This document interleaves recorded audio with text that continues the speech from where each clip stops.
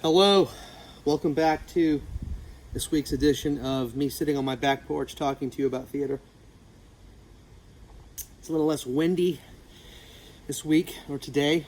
I've got my latte in my heart cup like usual. Had a little spill, sorry about that. We're going to be talking about designers and technicians. I'm going to make this one short. This is a long chapter. A lot of it is, while interesting, you can read through the notes and study the notes yourself. I'm just going to touch on a few things. Very quickly, I want to say thanks for everyone for taking the quiz. For the UTD kids, the next quiz I'm going to do is going to be multiple choice. I found that works a lot better than fill in the blank. So we'll be doing that on Friday. Yeah, so be looking for these notes.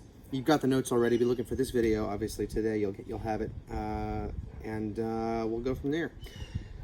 Designers and technicians. Here's the thing you need to know about design, okay, in theater. Playwrights write words. Actors perform words. Directors help actors know how to perform words, and designers do everything else. It's at one time one large field and also a whole bunch of little fields, like we talked about previous when we were talking about what's a play and all the different people that work on plays. So, when we're talking about designers, we're talking about everyone from the scenic designer to the lighting designer to the sound designer, costume and makeup designer, the stage manager, the crew, all the people backstage, all that kind of stuff. So I'm going to touch on a little bit on each one, and then we'll kind of move through. So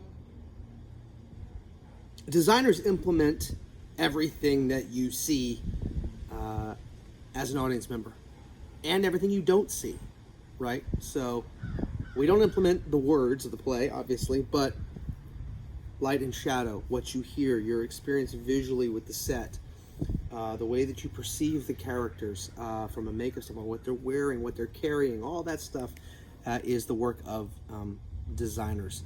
And the framework for design is just the play itself, right? In fact, playwrights have been offering design help to designers and actors and everything since the very beginning. Sophocles, in his play Oedipus the King, indicates that you need a door, right? And so that is the basis for the design of that play, a door outside the palace.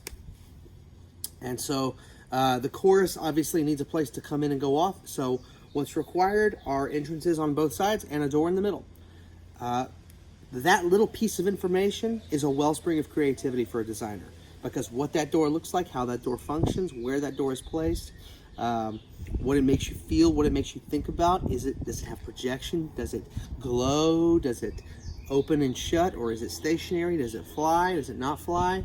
Meaning going up and down on a batten system. So many choices there just based on the information of a door. Another great example of that would be the play Waiting for Godot, which is a 20th century absurdist play, which we'll talk about when we talk about modern theater. But I'll just tell you very quickly that the design elements that come from the playwright for that play are as follows, and I quote: a country road, a tree, evening. That's all you get, right? So that little sentence, those three sentences, are a wellspring of creativity for a designer. And if you look at 100 different productions of Waiting for Godot, it's going to look the same elements in each one, but they're all going to be a little different, and they're all going to function differently, right? Because no two designers are the same. Now, that is different from some of what we've talked about with guys like Eugene O'Neill. I think I mentioned this to the Richland kids. I may or may not have mentioned it to the UTD kids. I think I did. That got really close. That's like in 3D. Sorry, getting off topic. A playwright like Eugene O'Neill used to offer 6 to 10 pages worth of design notes for the play.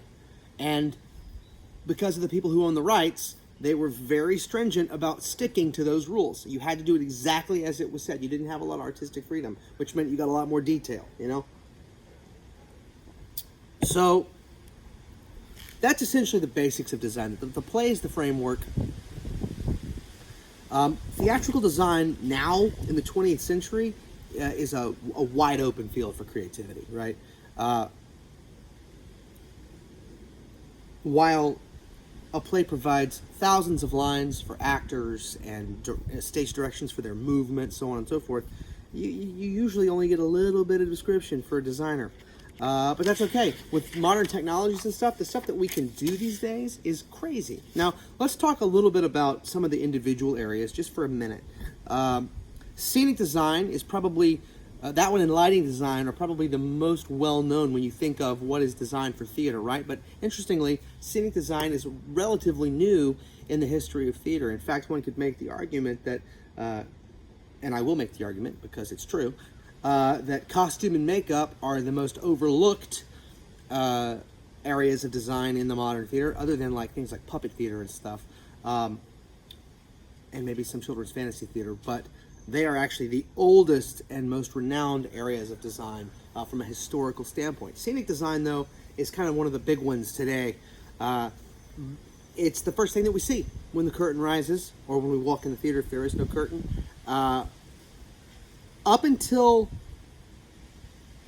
probably this 18th century, 19th century, scenic design wasn't really a thing.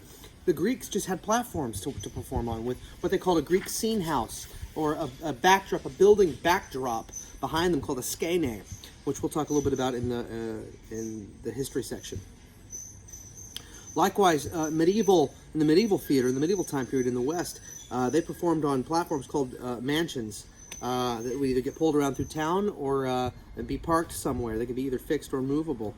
And likewise, even in Shakespeare's day, it was literally just a bare stage with columns, and they would use banners to show where things were. There really wasn't scenic design. And that's not just true in the West, it's also true in the East. It was not used in China, Japan, or anything like that up until much, much later. So it's a relatively new thing.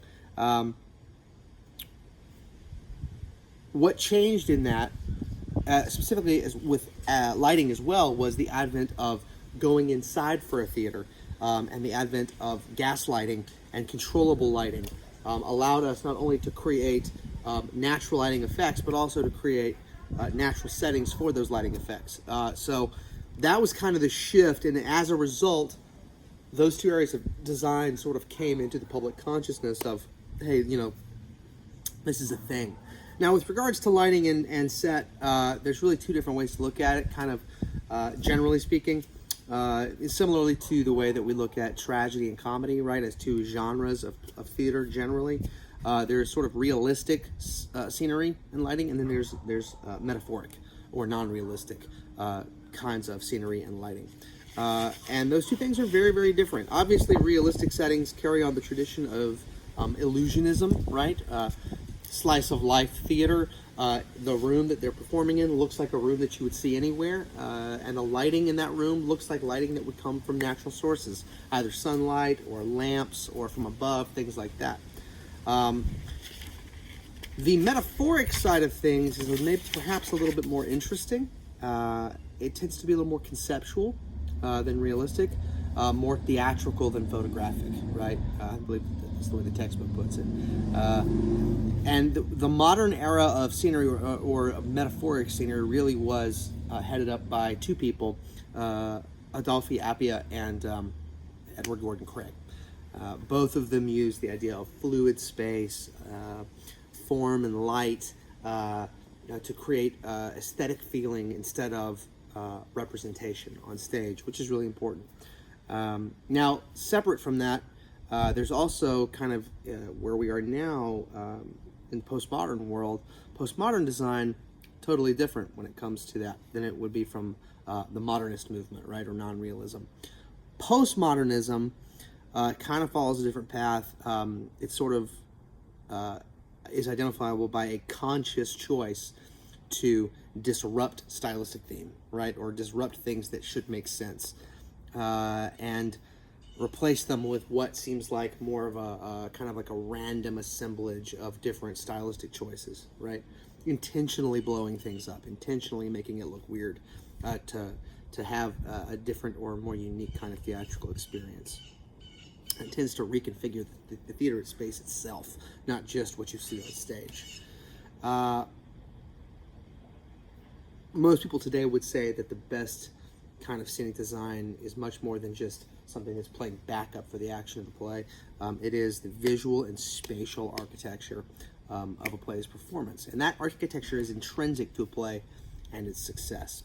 Let's see, some other stuff that's important here, very briefly, on scenic materials. This stuff you'll need to be responsible for.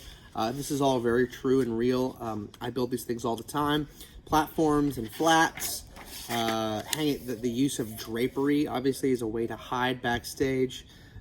Set pieces that come on, whether it be furniture or stuff that's hung or whatever it might be, trees, fences, various things that actors have to move around, props and furniture, things like that, all very important. You can read about that. We've pretty much talked about lighting at this point, although I will say that they've thought about lighting since the very beginning in plays like Agamemnon by Aeschylus, the Greek tragedy. They would stage that play so that the watchman's spotting of the signal fire heralding Agamemnon's return coincided with the actual sunrise over Athens, so that they had a sense that there was an actual fire coming from the sea. So they were thinking about this stuff from the very, very beginning. It's very, very important. Very customary to think of lighting design as dating from the invention of electricity, which it kind of is, but it's a little bit more it's a little bit misleading. They've been thinking about light from the very beginning of theater. So it's very important. Obviously, it got more interesting with the invention of gas lighting and with the invention of electric lighting. Modern lighting design became a thing where you could control what the audience sees and what they don't see. That's a whole different thing. Some very quick things about lighting, things that you're thinking about: visibility and focus, right? Visibility, obviously, make sure that the audience can see what they're supposed to see, and focus then, the way the book puts it, and I like this, is the active accomplishment of visibility, right? Getting the audience to look at what you want them to see and not look at what you don't want them to see. The idea of light and shadow. Also, verisimilitude, which is a big, long word that doesn't necessarily just apply to lighting design, but applies to theater itself, which means the appearance of truth on stage, right? The appearance of reality. Verisimilitude is a common goal along with atmosphere of lighting, meaning that verisimilitude means that the light seems to be coming from where it's supposed to be coming from, right? Windows, TVs, refrigerators, lamps, so on and so forth. Atmosphere, on the other hand, is more about creating the mood of the scene, right? Not just where the light's coming from, but how the light makes you feel. Both of those things have to work together. Last little bit here that's really important that I'll talk to you about is, very briefly, costumes and makeup. As I said at the beginning, costumes and makeup are the oldest forms of design in the theater, that I would say from the standpoint of like people working on them or someone who had to actually do it, right? So in the very earliest Greek tragedies, they would put on a mask to show a character, right? And that was the original kind of costume design.